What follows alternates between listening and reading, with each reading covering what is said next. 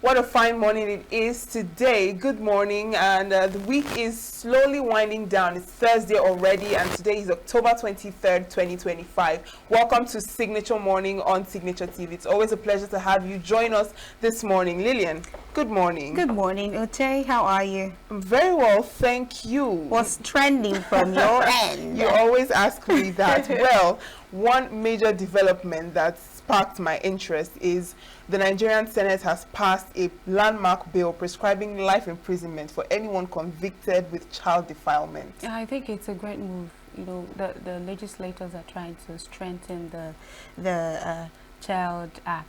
So it's good, and whoever has the mind to commit such atrocity should have the mind to serve his or her term. Yes, so I mean it's something good. A welcome development, but at the same time, you know, I wonder how prepared our justice system is, you know, to implement such a law, because I mean there are a lot of laws, but the implementation process is where the problem lies. So I just wonder if this one would be another one of those laws that we have, but the implementation is a bit shaky. Well, they might make it happen because the rates, the news, the numbers, it keeps increasing day by day. I think last week we heard where a 3-year-old child was raped to death. I mean, these situations are quite pathetic, but let's see how it goes. Yeah. Well, let's move to what we have for today. Thank you so much for joining us this morning. I am Uchenna Chimdi Oloha. And I am Lillian Wali. Coming up next is our newspaper headline and review. Stay with us.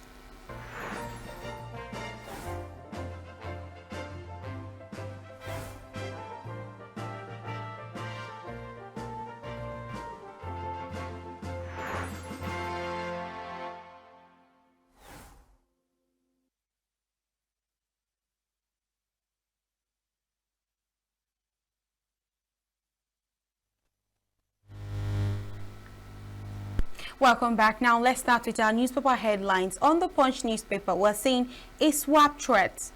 Southwest, North Central, state on high alert. Governors, police tighten surveillance as Ayedo Tiwa, Ododo, others urge calm amid ISWAP threat alert. Reps probe Jonathan's $460 million CCTV project. And terrorism trial, Kanu lists Wike, Sanwo-Olu, Buratai among 23 witnesses. And electoral reform, Senate pushes INEC to defend election results. And stray bullet kills tricycle rider outside Lagos brothel. We have Elumelu champions private sector as catalysts for growth. And on the Tribune newspaper, we are saying ISWAP threat also. Kogi, Ondo, move to Douse tension. Strategic police security measures reinforced. Surveillance intensified, says Kogi. We are in constant contact with security agencies, says Ondo. ASU suspends 2-week warning strike. Rejects 35% salary increase offer. Gives FG 1-month window to address demands. IMPI reverses inflation rate projection to 14% from 17% for December. And gold rises by 60% as central banks shift reserves away from US dollar assets. Niger tanker explosion, death toll hits 42. Election petition, Senate to shift burden of proof to INEC. And on health matters, being too skinny might kill quicker than obesity, says study. On the Vanguard newspaper on page 6, insecurity. Defend yourselves, Governor Bago charges Niger residents. Vows never to negotiate or pay ransom to bandits. Anambra Showdown 2025, our campaign, a divine project. Mass movement, says Soludo. Also on the Vanguard newspaper, we're seeing Aliko Dangote to sell 10% stake in refinery on NGX. State complicity fueling religious killings in Nigeria, says faith leaders. Electoral Act, burden of proof in election matters must shift to INEC, says Senate. And on the Daily Trust newspaper, Electoral Act amendment, Senate proposes mandatory electronic transmission of results. How I lost 8 relatives to Niger tank explosion. And Northern PDP governors, others endorse Turaki for national chair. On the Nation's newspaper, federal government moves to reform revenue collection, pricing of services. Finance Minister launches FTR CBS Rev Up. Pilot scheme begins in 10 agencies and measures to end leakages and throne transparency. Kanu lists governors, ministers, military chiefs as witnesses. We have House of Reps open to probe into Abuja's $460 million CCTV contract, and police exit contributory pension scheme, CPS. How Yakubu Innovations ensured credible 2023 polls by IPAC chair, and foreign portfolios tripled to 1.8 trillion naira, all-time high in Q3. Don't panic over DSS terror alert, Ondo Kogi tell residents. And finally, on the Nation, Senate okays bill to double health funding on page 4. And that is all we have on our newspaper headlines this morning, and it's time for our review with Chris Maduka. Good morning, Chris. Good morning, Chair. Good morning, Lillian. A very good morning. Good morning, people of the world. Welcome again to this day on Signature Television Newspaper Review. I am happy to be here again. We're happy to have you here again. Thank you. Now, on the punchy punch, ISWAP threats. Southwest, North Central states on high alert. Governor, police tighten surveillance as Ayeda Tiwa and Ondo, the others urge calm amid ISWAP threat alert. You remember that when COVID-19 came, we had a new word called the new normal.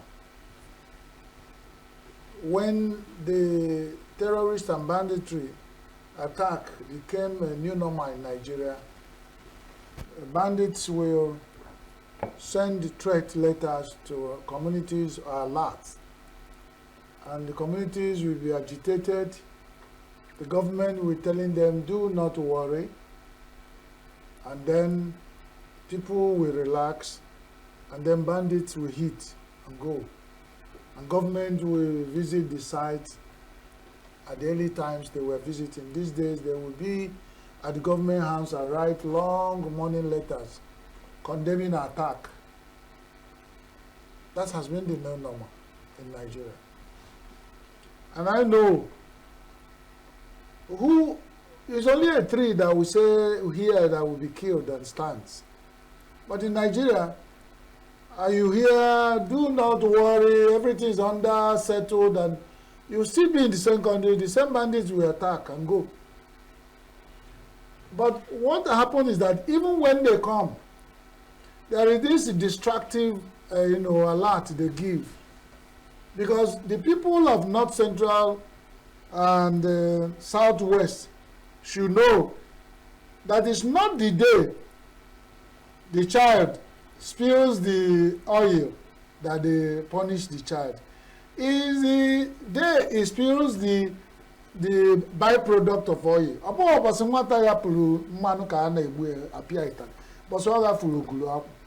Now these bandits and terror, from their pattern of operation, will come and throw in an alert, and people will panic and relax, and then they will come for their kill. What we have noticed, since how many years of bandits and terror attack in Nigeria, why is it that our security forces and defenses are based on alerts? It should be a steady thing which all the people, the citizens, will see it. So you don't need, they will only look around and say, I think our people are ready.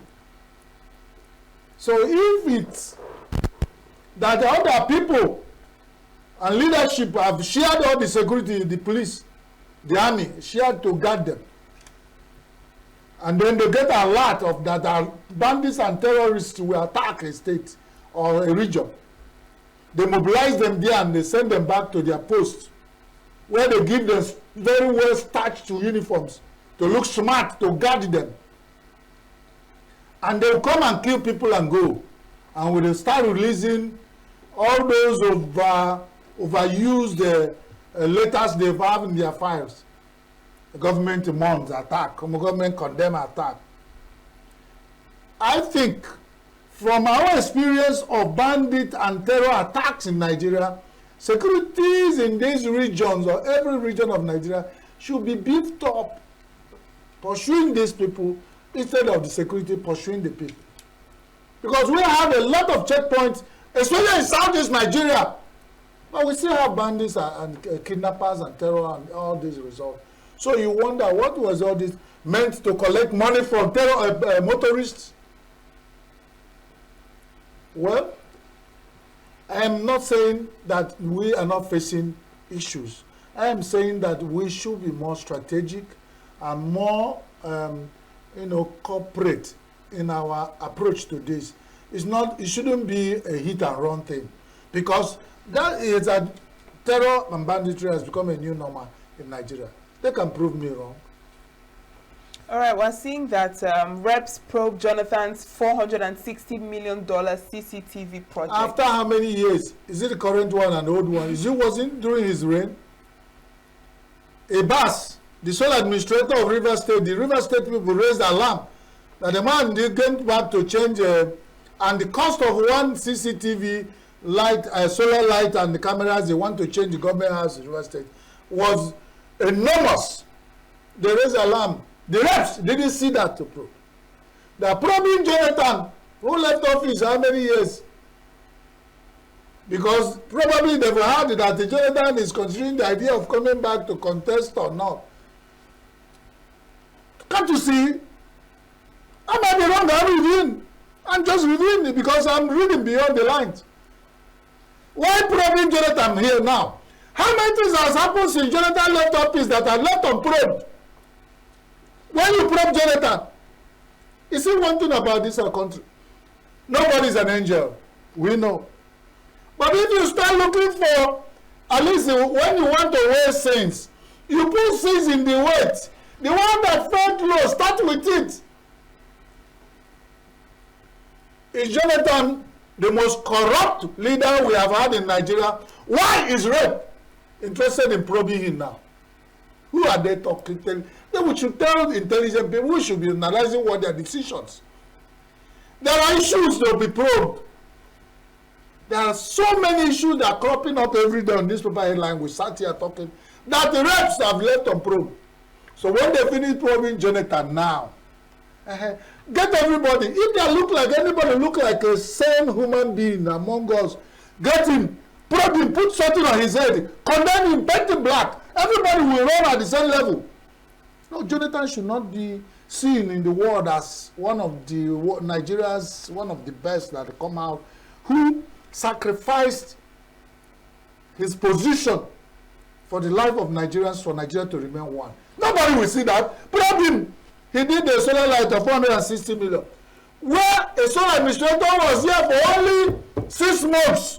Jonathan was around for at least 6 years. When somebody sat down in 6 months and did what is worse is not probed. I'm quite confused. When you put me here and say I should be talking about it, I don't understand. Reps. Of course, what I'm saying, they have already said the rep to probe Jonathan. Whatever I say here, I'm saying that then I remember that some people are looking at their decisions the way I'm looking at it. That's all. Whatever I say here will not stop Rep Federal House of Representatives of Federal Republic of Nigeria should go ahead and do probe. But then they remember that man when they cry, they see road. Electoral reforms. Yes. Senate pushes INEC to defend the election result. After so many election results had not been defended by INEC, this particular Senate suddenly wake up. INEC, once the election result finishes, you should defend it. And if one boy if the fourth child did not even work, will the second one begin to run? First thing first, let's probe. Shebi reps are looking for who to probe. Let's probe past elections in Nigeria. Look at what is wrong with them. then bring it back and say, this is the template, the new elected chairman. Use this. We are using this to guard. Make sure after election, it's you that will appear in court and defend every election result you put out. Beautiful idea. Coming at the wrong time, and because of distrust in the nation, even when the Senate comes with good plans, people will still look at it. Will anything come out of Israel? You know, people will be talking, are you sure this thing is true? You know, have they been right, taking right decision? When this one jumps and says, yes, that's Nigerian distinguished senators talking. I think they meant business and I think we'll go with them. What have they told us in the past? Natasha must go. Natasha will return. For to hold 2 years into 10th Senate. That's all the good thing we have had of Senate. So when they say even good things, it will fall into, it will be swallowed into their inchoate and inactivity. But otherwise, who should be the best to defend the electoral result, if not INEC? You organize the election. After, you will become a legendary story of a goat. And the dog will eat shit. Then the goat will begin to suffer spoiled mouth. If INEC organize the election, they should be in the court, in the podium, stand there to defend every election they sign and receive. All the return certificate they give to people, they should be the people who defend. Otherwise, we have turned the people aside. So if Osita Atadema or the Wabo, if Nigerian Senate thinks that INEC should take responsibility of all results they sign and release. All right. Now, Kano lists Wike, Sanwo-Olu, brutal among 23 witnesses. It's beginning to look like the delay, why Kano is held is beginning to emerge, because everybody has said, why is this man being held? But if Wike, honorable federal minister of the federal capital territory, former minister of education, is several times the former governor, is mentioned as a witness. If Sanwo-Olu, as a sitting governor, is mentioned, if David Umahi, former governor of Ebonyi State, current minister, if Buratai, the former chief of army staff of Nigeria, are mentioned by Kano among his witnesses, then Nigeria is in for a big game to come. How Nigeria will handle it, we don't know. What they are going to witness, I don't know. I am not a lawyer, but this they are all dropping as a bomb. That everybody is shouting, release Kano, release Kano. Maybe the last of the Kano's case is not hard.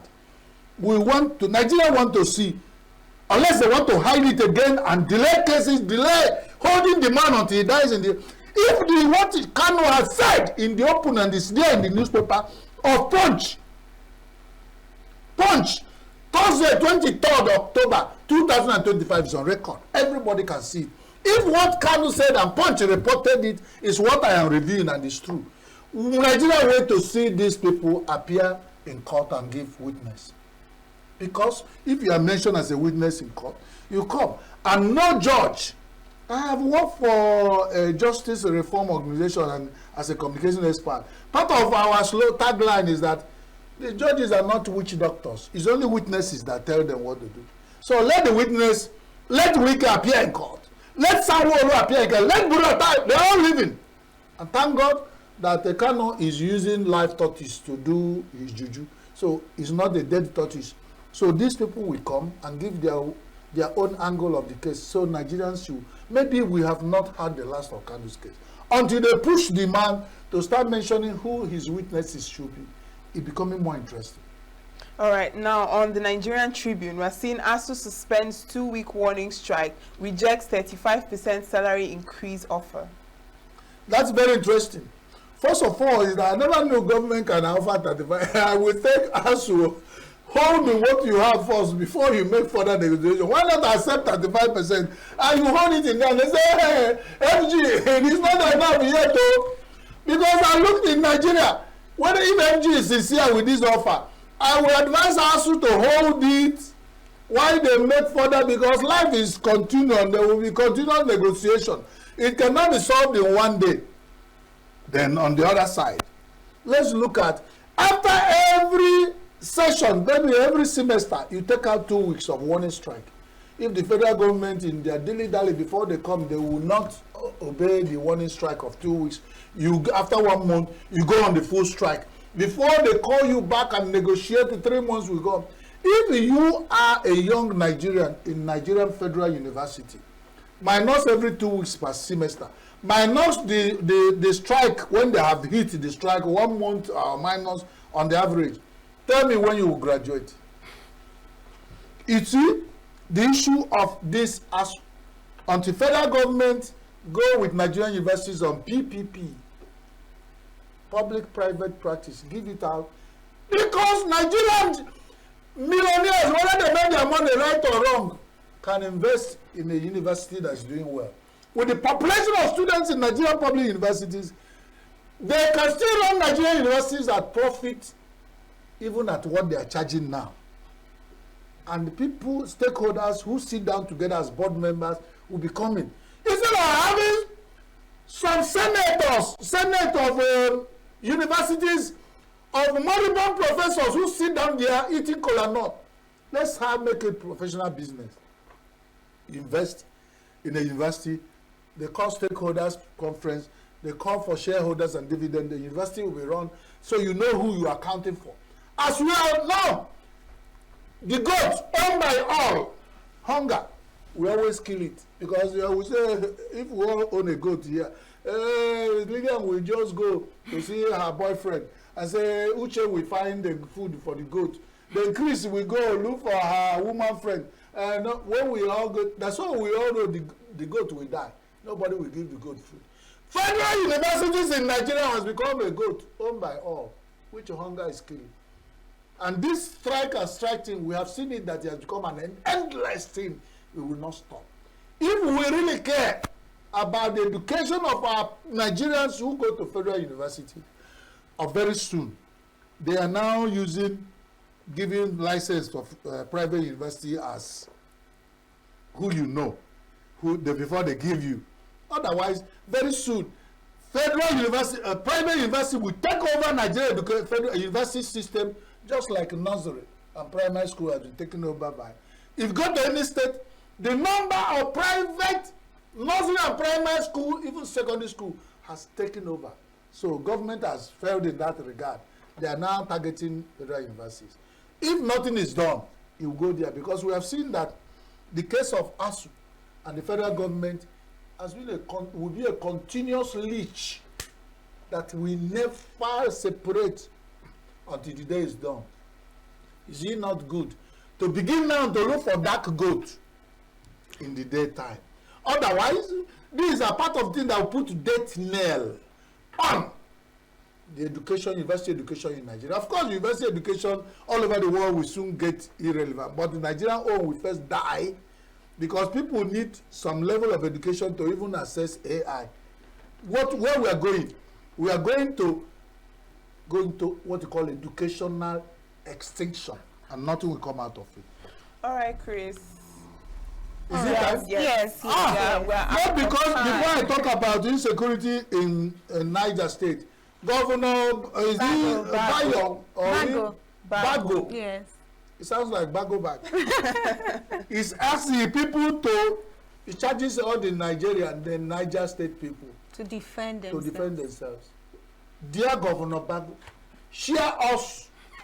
If you start sharing AK-47 to all families I will relocate to Niger State, and then they will declare war. And then, I mean, with my little knowledge in the dream of shooting God, I can. Otherwise, they carry water from mouth, they blow fire. You see, it's an anathema. Can somebody pursue bandits and terrorists in empty hand? Just go. Is it like Ijebego, all those campaigning? Ijebego, go. Good, you have told us to defend them. With what? Because the same government mopped up all small arms in the hand, the then guns people use. Of course, in Niger State, you find the wide desert that's where you have Sambisa. So a lot of forest and all that nature where people go to hunt.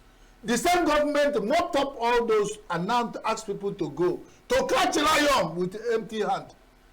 Woe be tied. Well, the chief of defense has also made such a statement. Then whoever makes it will say, just give us arms, train us. Then we go. Everybody will defend himself. After all, in US, do you hear about this?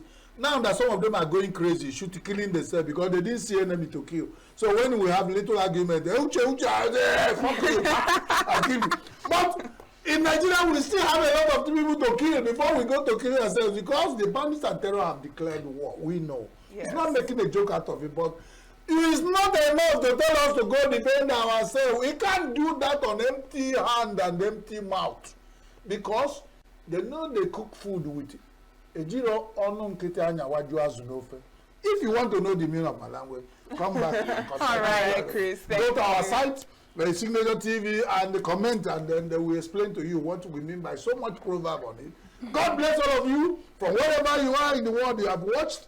You know, my cap is protesting insecurity in Nigeria. And God bless my grown-up angels. God bless the Signature TV family. Remember, I've told you, it's becoming part of my tagline. Follow us on Signature TV, online or offline, because we are going somewhere. And God bless you. But remember, in all God blessing will come to those who deserve to be blessed. A very big thank you to you, Mr. Chris Maduka, our in-house analyst. Thank you for joining us this morning on Signature Morning. And now we'll go on a short break. When we return, Signature Morning continues. Stay glued.